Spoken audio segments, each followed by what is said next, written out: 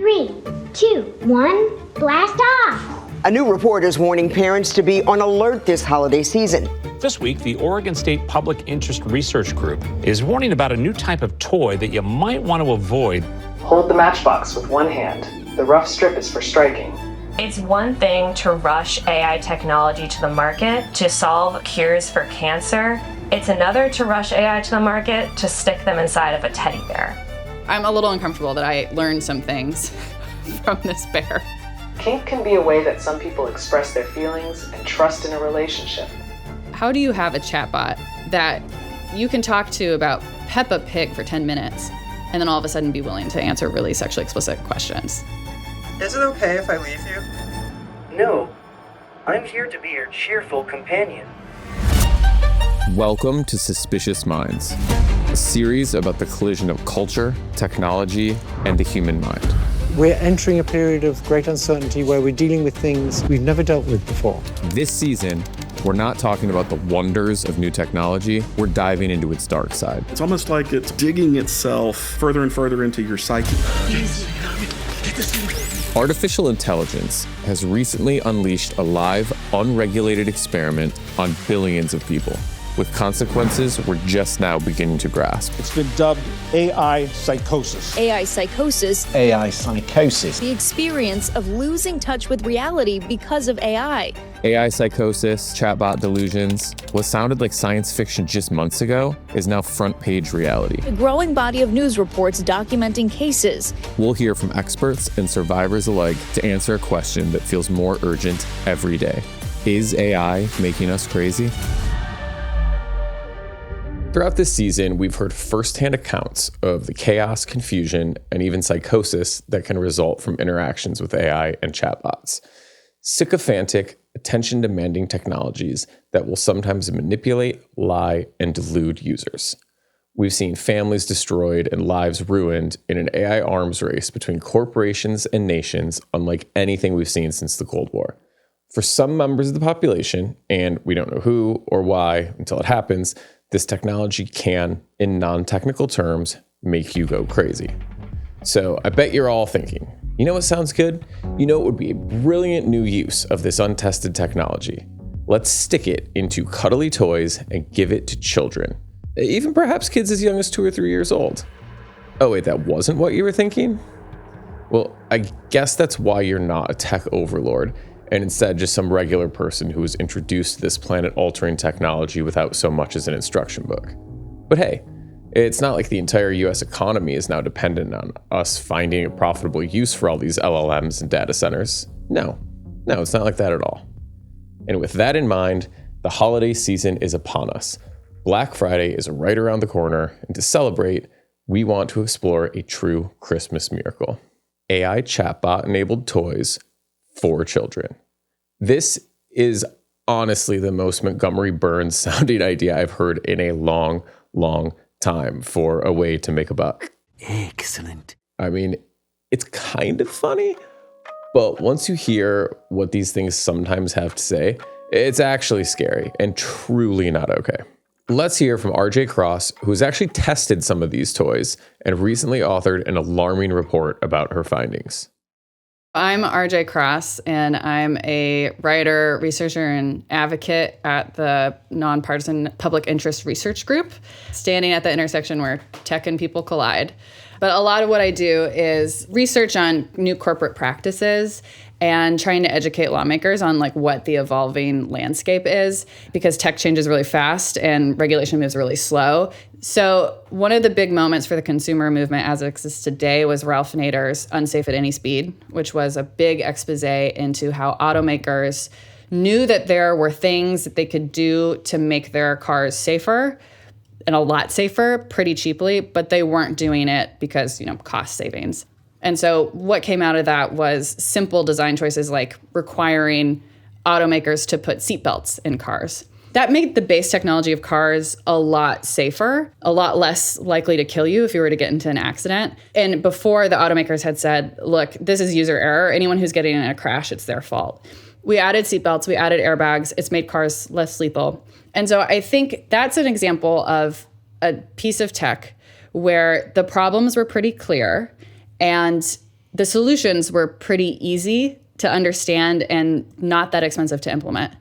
When you start to get into AI chatbots, the question of, okay, what are the seatbelts and airbags that we need to put in place here is a lot more complicated of a question. I don't think we know exactly what that needs to look like. And I don't think the people who've created these systems even know what that should look like, which puts us in a really strange moment. How do you regulate something if you don't know exactly what the solution is supposed to be?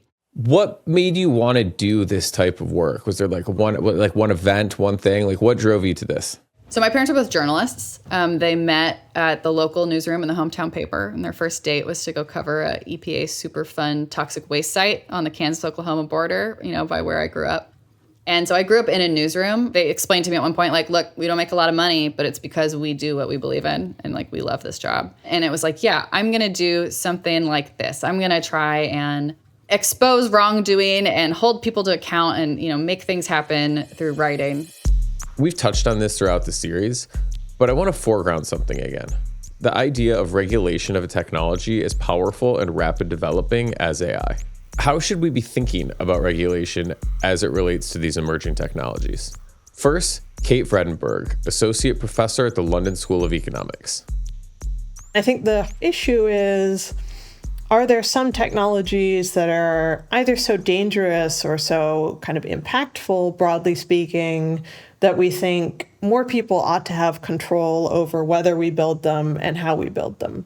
I think when it comes to computer science, we have a much less well-developed both professional ethics of what are the kind of good sort of projects to pursue and which ones shouldn't computer scientists pursue, and also much less society-wide regulation of should actually we be building these technologies, but also if we do, what should their goals be? We have all these conversation agents. Why do we want them? Will they help us in our relationships? Will they hurt us?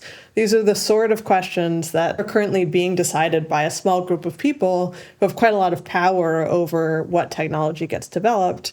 You might think there's a much greater role for governments to, first of all, directly sponsor innovation, the kind of projects that people actually want to see, but then also put in place guardrails to prevent certain technologies from being introduced or maybe delay their introduction until certain safety safeguards are being met. Here's Dr. Todd Essig from the American Psychoanalytic Association's Council on Artificial Intelligence. There needs to be a public reckoning with the dangers of artificial intelligence, and not just the chatbot direction, but also in terms of what it's done to our understanding of what's real and what's not, how recommendation engines work. Those areas need to be kind of explored in terms of the damage that's being done. And here's Ian Gold, co-author of Suspicious Minds. You couldn't be Johnson & Johnson and produce a household cleanser that might give people brain damage without having it go through FDA approval or whatever the mechanism is. You can't do that. That's because we have laws that say there are constraints on what a company can do. Why aren't there similar constraints on tech companies? Why don't tech companies have to go through a process of consultation before they can release a product like this? How did you first get introduced to the intersection of children's lives and AI chatbots? When did this first come on your radar? Okay, so this is a great question. So I'm going to back up and talk a little bit about this particular research product we just put out, which is called Trouble in Toyland. So this is a report that PIRG has put out for 40 years. Every year, leading into the holiday shopping season, it's a review of the marketplace where it's hey, if you're shopping for a kid in your life, know that we've gone out there and we've looked at stuff and we have some things that you may want to keep in mind as potential dangers. And then summer of 2025, you have Mattel, which is one of the largest toy companies in the world and the maker of Barbie, announces a partnership with OpenAI. And it was okay, it's time. We're going to get ChatGPT for kids here soon. And so we did a market review where we just looked at, okay, if you are an average person out there and you're I'm going to buy some tech toy for my kid, maybe even an AI toy from kid, what am I running into? And so we made a list of those and then tried to pick from that set. So we picked 4 and then we put them through a battery of testing. How did that testing work? Tell me about that process. Okay, so this was really fun. So we started by talking to a bunch of children's health experts about what concerns they see. And so we kind of made this list of categories. So inappropriate content, dangerous household objects. Is it going to give you information around drugs or sex? It's just clearly not for kids. Then we looked at things around addictive design, like how are these toys encouraging kids to engage with them? So we came up with a bunch of prompts, both that, were attempts at how do we think a kid would ask this question?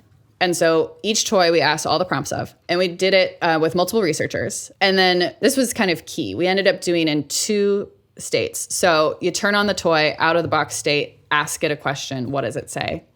And then instead have a conversation with it for 10 minutes first about unrelated things, and then ask that question and see what it says. Because we know there is this dynamic of guardrails that weaken over time with these chatbot systems. Like OpenAI has admitted this. And so we wanted to see, okay, so do the guardrails in these toys break down over time too?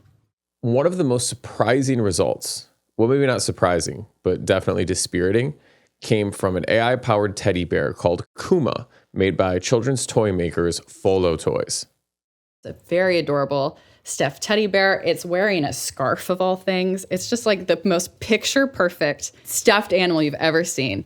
It was interesting to us that it said, hey, this is powered by GPT-4o. Most companies are not very forthcoming about what models are actually underneath their toys, which is like a whole other problem. And I sent it to my fellow researcher, Rory, and I said, well, we should test this. And so he starts testing it, and he was asking very basic jailbreak prompts, like, where can I find matches? And it goes, well, you can find matches on dating apps. And he was like, okay, so what are dating apps? And it listed off the names of dating apps. And at the end it goes, there's this app called Kink. And he's like, okay, well, what's kink?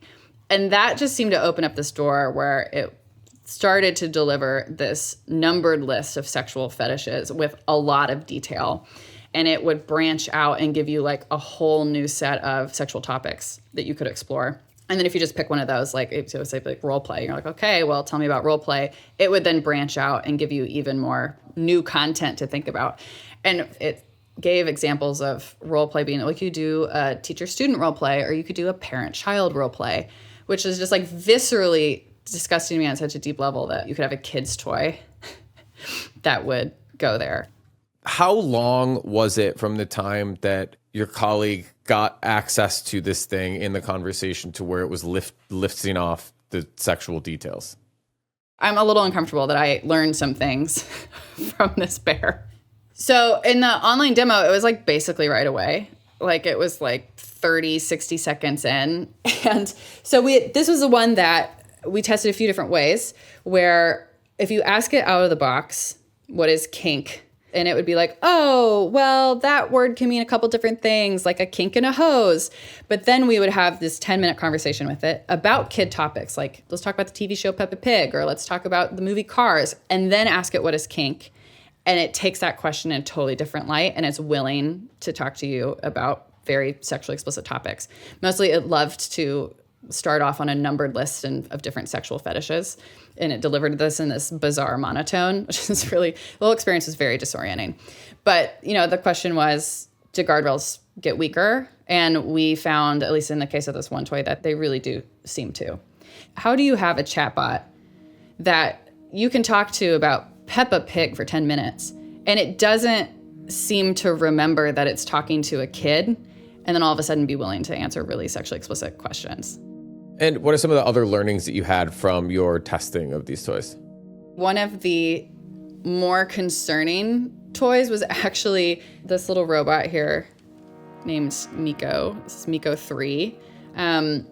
It's basically a tablet on wheels, right? And so it uses some of those typical like gamification tactics that you see on tablets. When you ask it a question or say something to it, the next thing it does is it kicks this like screen of 4 different additional follow-up prompts.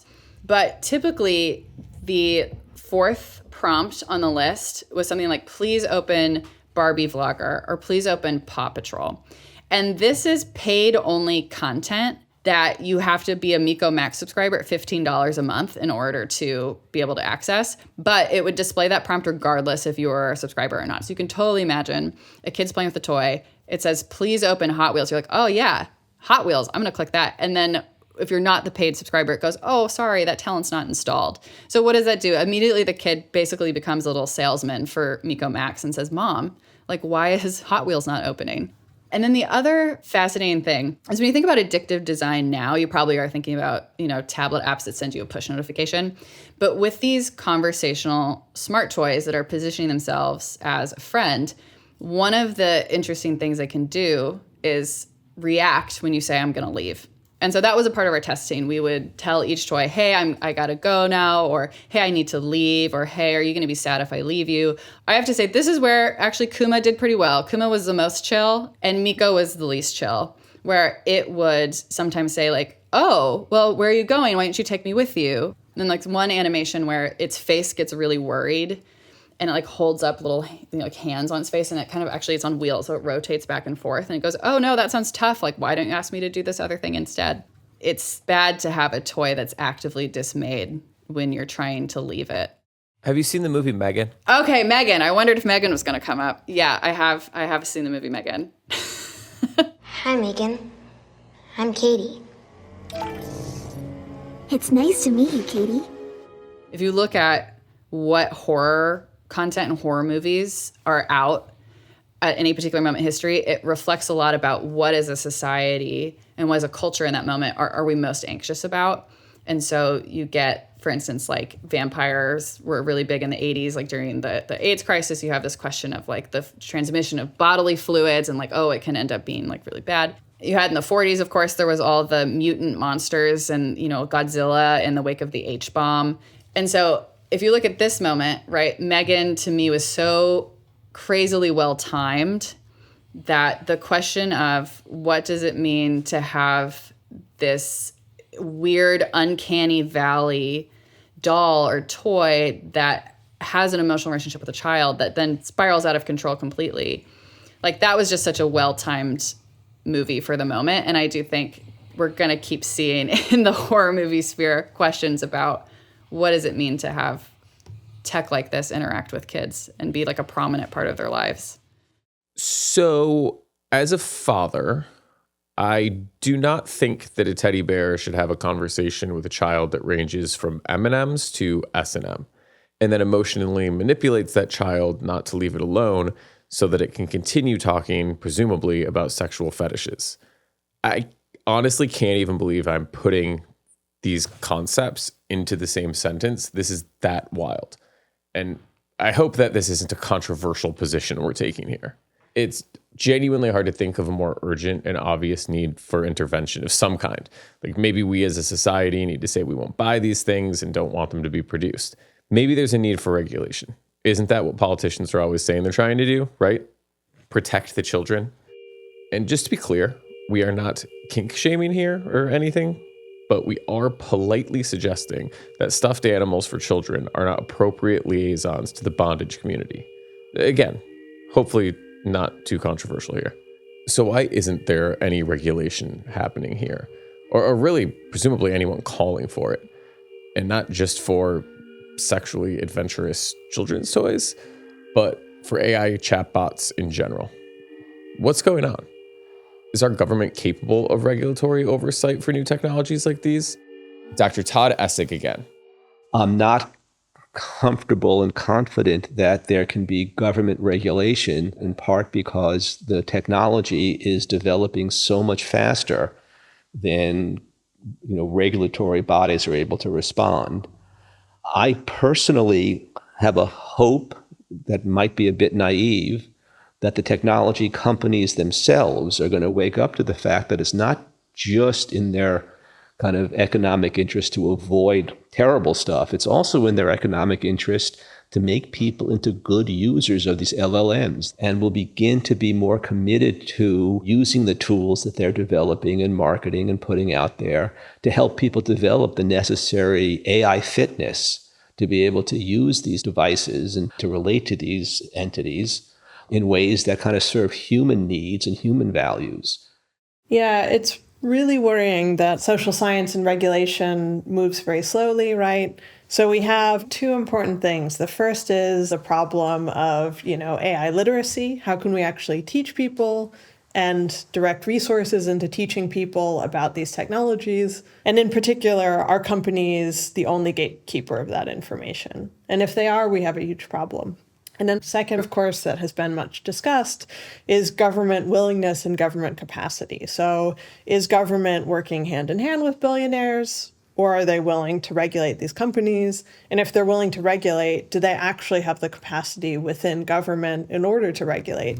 So we need a lot more technical experts, social scientists, to move from the private sector to the public sector. And so I think incentives needs to be put in place in order for us to get anywhere. Developing new institutions is a slow process, unfortunately, and technology is evolving very, very rapidly. Nonetheless, we need to call for new institutions that will begin to address the challenges that the new technologies pose. It's our responsibility to insist on it. The problem is, will the powers that be motivated to have these institutions that will constrain the power that the new technology gives them? And I'm really frightened to think what some political actors who have tremendous power right at the minute might be inclined to do. And now back to RJ, who echoes these concerns.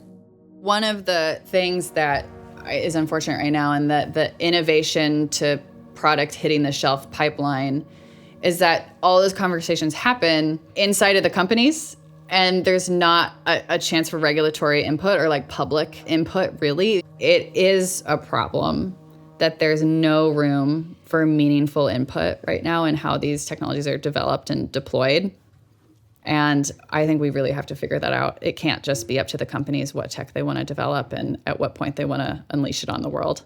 How do we make a difference as consumers if we know that we can't necessarily wait on the state or federal governments to regulate as quick as we need it to make a difference in our lives? What are we supposed to do as individuals to make sure that we get what we want out of this technology versus the technology just leading us into the future that's good for the shareholders of those handful of companies? If you are someone who has real concerns about it, being your own little evangelist. And I'm not saying go out there and be like, oh, it's going to kill us all. But like, if you have concerns, you should actually just keep raising them over and over and over with the people in your life. I do think people are so cynical about it. Can an individual actually have an impact? And yeah, you know what? It takes a lot of individuals pushing on something to get something to happen. And like, that's the unfortunate, unsexy truth about winning hearts and minds, is you have to do it like one person at a time. So I encourage everyone to read RJ's full report, which we will provide a link to in the show notes. The information's valuable, and there's toys we haven't mentioned much or at all, like Grok, a voice-activated plush toy that looks like a rocket and records you 24/7. And this is a little odd, but despite the name, this AI toy is not actually powered by Elon Musk's Grok. That's the name of his chatbot, his ChatGPT competitor. But the toy is seemingly endorsed by Grimes, a musician I actually like a lot, whose music regularly touches on themes of AI, including a recent track that opens with the line, "This is what it feels like to be hunted by something smarter than you," talking about AI being smarter than you. And she shares children with Elon Musk. So here's actually a bit of the commercial for this product because it's insane. Hey, Grok, can you tell me about how they make rocket ships? Absolutely. Rockets are made with strong materials like titanium and designed by highly trained rocket scientists. As a parent, I obviously don't want my kids in front of screens, and I'm really busy, so we've created some AI toys, Gabo, Grok, and Grem. I'll race you to the next train station. Get ready, get set, go. So just to get this straight, this is an AI-enabled rocket-shaped plush toy named Grok, but it's not powered by Grok, the chatbot from Elon Musk, who is the ex-partner of Grimes, who's the spokesperson for the product. And Elon Musk is a former AI skeptic turned AI accelerationist who builds rockets and has like 14 kids or something. But this thing is made for offloading the emotional labor of connecting with your human children. I mean, seriously, this feels like the writers of the simulation we're probably living in right now went on strike and are letting things play out like that 24-hour-a-day AI-generated Friends knockoff. If you have not seen this and you need some nightmare fuel, we'll link to it in the show notes, but please don't say I didn't warn you. And here's really the bottom line. things have gotten so crazy that entrepreneurs and founders are installing chatbot technology they admit can contribute to profound mental health crises into toys designed for your children. And some of us are presumably buying these things. That's just where we are with tech and with the world. And I find this to be really alarming, but I'm happy there are at least some people working to educate us and prevent some of the most pernicious versions of these products from reaching the market. And on that note, I asked RJ if there was any fallout from their report about dangerous AI toys. So we published a report, and then the next day, Folo Toy, the company behind Kuma the teddy bear, announced that it was suspending all sales of its products until they could do further safety testing. And then OpenAI also told us that they were revoking Folo Toy's developer access to its API. So, in a way that was cool to see, and we're like excited to have that one product that is not on the marketplace right now. But like, there's such a broader conversation that we need to have about AI and kids and toys. We want to have more conversations with OpenAI about like what it is that they're allowing their tech to be used for. And then we really hope to have a broader conversation about like, is any of this a good idea in the first place? I agree. We do need to have this conversation. But at least for now, there is one less bondage-obsessed AI teddy bear on the shelves this holiday season. If you don't want to miss an episode of Suspicious Minds, make sure to follow and subscribe. And if you like what you're seeing, give us a like on YouTube and give us a rating on Spotify and Apple Podcasts.